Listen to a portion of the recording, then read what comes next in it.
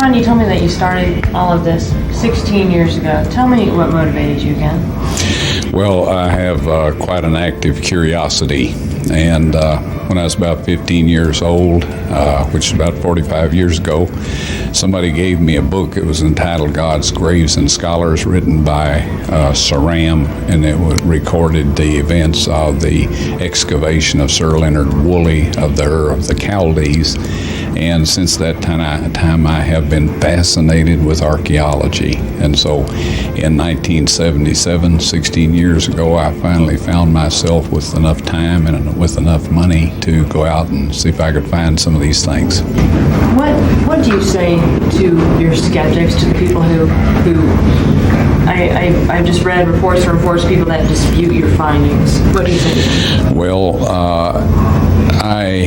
my favorite people are skeptics, and you won't find, shall we say, a more determined skeptic than myself. Most of these people that are skeptics have not seen the evidence, and until they see the evidence, as I mentioned to you a little bit ago, if somebody told me they had found all these things without showing me some very impressive evidence, I wouldn't believe it for a second. So I say more power to them, but if I were them and I wanted to find out, I would probably call, and they're invited to do so, my house in Nashville, and we will show them the stuff, the proof. So you think you have enough impressive evidence to... Yes. I don't convince easily myself, and I show, if I run across anything negative, I show that just as quickly as I do the positive stuff. I think there is too much managed information in archaeology and in other so-called disciplines of science, and I believe that people have a right to question things, but I do think that if they question them publicly, they're obliged to go and check it out before they do so. I think that's simply being fair. Now, this may be the case in science, but when it comes to religion, what about faith? What about just believing that these things exist? And what's the point in finding them then? Well, I visit a lot of churches. As a matter of fact, the only churches I attend are those that invite me to come put on a program. And I think that if you listen to any of the Christian stations or go to churches, you find that there are a lot of opinions about what the Bible means when it says certain things. And so also there are nearly 6 billion people on this planet. The vast majority are Hindus, Buddhists, Muslims, people that have not heard anything about the Bible and the God of the Bible or Christ, our Savior, except in jest or ridicule. And so I believe that the reason for these things that God has preserved and is sharing with us today is to help these people become persuaded that the Bible is a more reliable source of information than what they have access to date. I say nothing bad about anybody's religion for the simple reason that if I had been born where they were and taught what they were taught, I would be of the same opinion they are.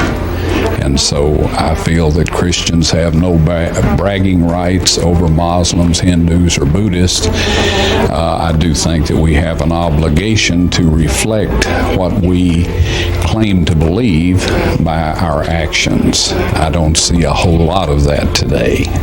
I see a lot of talk and very little, shall we say, of the real thing reflected in people's lives, and I'd like to see that change.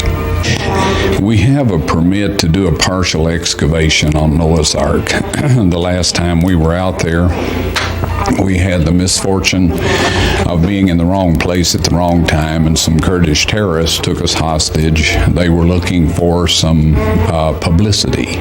They were looking for any Westerners that happened to wander along, and we wandered along at an inopportune time.